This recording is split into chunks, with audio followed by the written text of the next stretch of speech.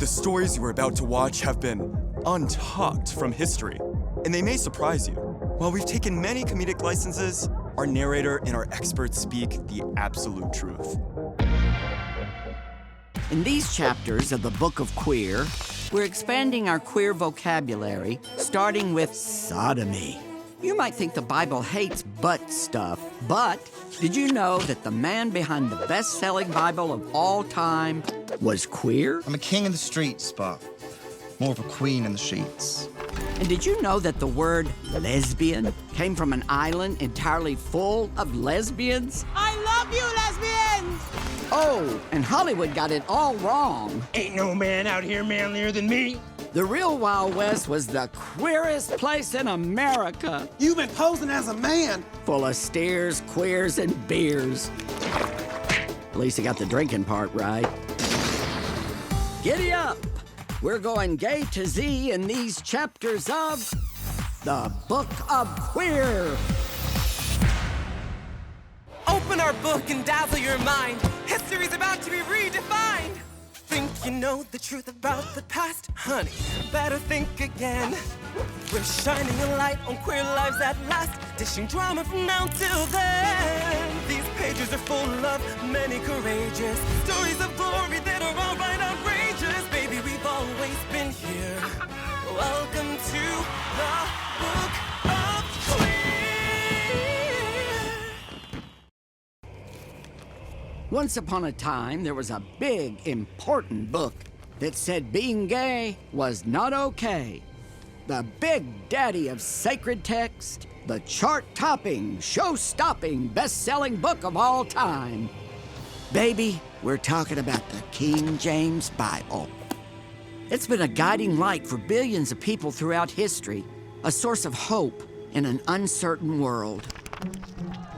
But recently, some have used the good book to justify all kinds of queer-hating, fear-baiting. But the joke's on them, honey, because we've got some tea for you. Tea on the King James Bible, that is. First, let's take a look at the man behind the Bible. After all, if you have a Bible of your own, you can probably thank this guy for it. Oh, hello. King James I of England. Most people, when they think of the Christian Bible, have in mind the King James Version of the Bible. 55% still today prefer the King James Version. I'm Michael Young. My pronouns are he, him, and his. I'm an emeritus professor of history, and I've spent 50 years studying and writing about James I. James had been King of Scotland since he was 1 year old. And when he also became King of England in 1603, he unified the two countries under a single crown after centuries of war and basically invented Great Britain. Imagine if Mariah and J-Lo united for eternity. Ooh, imagine that power. One of his first acts as king, commissioning a new translation of the Bible, the King James Version. It's the same Bible that supposedly says sodomy is a sin. But if you think the Bible is against queer folks, girl, do we have some goss for you. The man behind the Bible loved other men. What a revelation. The King James Version of the Bible does have several anti-queer statements in it. That's at least ironic, in view of the fact that James had a series of male lovers. What? What's queer about having bedchamber men? Oh, but before we climb into bed with King James, we should probably get to know him first. He was a very complex man. On the one hand, he was a spendthrift who was always in debt. I bought these for myself, because I'm rich. He drank too much. He had a very high opinion of himself. I'm the best king that's ever been. Doo-ga-doo-ga-doo-doo. Ooh! One contemporary said he had an ego the size of a whale. This size queen ruled over a unified Great Britain, and he also wanted to rule over a unified Bible. He's been described as perhaps the most learned person who ever sat on the British throne. So it's appropriate that one of the most enduring and stellar achievements of his reign was a book. Conflicting translations of the Bible have been floating around for decades. So James, power-hungry and wanting one Bible to rule them all, You must take my word for I'm the king. ordered a new translation of the Bible in 1604. Oh, thank you. It was an enormous undertaking to translate the Bible out of the original languages into English. I don't even speak this language. What does this even say? What does this even say? It required scholars, linguists, theologians 7 years Too much. to complete the project. Horrible. Awful. Now, of course, the King James Version still today does have several homophobic statements in it. My name may be on the actual Bible, but this is more of a do what I say and not what I do situation. Oh hey, Eric Cervini here, your friendly neighborhood homo historian. Welcome to the footnotes. Let's get a few things queer right now. King James did not make the Bible homophobic. Haters like to cite the book of Leviticus, you shall not lie with a male as with a woman, to justify their disapproval of all things queer.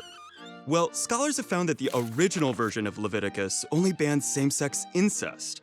All other forms of queer love, for more than a century, perfectly fine in the eyes of God, until a sneaky editor came in and ruined all the fun. So, next time you're home for the holidays, tell your family you prefer the original Old Testament, the one that had no problem with sodomy. Class dismissed. Speaking of sodomy, that brings us to James's sexuality. Now, to be fair, we do know he had sex with women Believe it or not. because James had kids. James was married to Anne of Denmark, and their marriage lasted 30 years until her death. Now, there were obvious strains in their marriage. Eventually, Anne did go more or less her own way, starting around 1607. It's no coincidence that that's precisely when James became more interested in pretty young males. Honey, can I get your thoughts on these curtains? I can't decide on a pattern. Oh! You just ignore her. She goes away eventually. Go away, dear. We're busy. With James and his beard, aka Queen Anne, living separate lives, he was free to continue overseeing his Bible project and also enjoy some hot man-on-man entertainment, better known as jousting.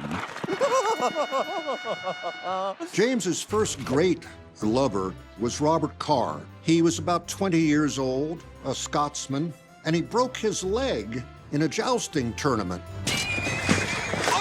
I think I've broken my leg. And my name is Robert Carr. This turned out to be his big break Oh dear. because James immediately was infatuated by him. What did you say your name was again? Robert Carr, like vroom vroom. Gorgeous. You should see me without the armor. Oh dear. A contemporary said that James pinches Carr's cheek, I'm pretending I like this. and he smooths his garments, and he looks at him adoringly. Fellatio? It's fellatio, darling. Carr was very quickly promoted by James. He was made a knight. Sir Robert Carr. Vroom vroom. He was admitted to James's Privy Council, which was the small group of advisors and officials who helped the king rule the kingdom, and he was not entirely welcome there. Got a little dribble. So while James was getting busy with Robert Carr, his commission of scholars was also busy, Let's go eat. All right. putting finishing touches on the new King James Bible. Congratulations. This is the King James Bible. When it was first published in 1611, it was not an overnight bestseller, but it did gradually become the most popular Bible in English.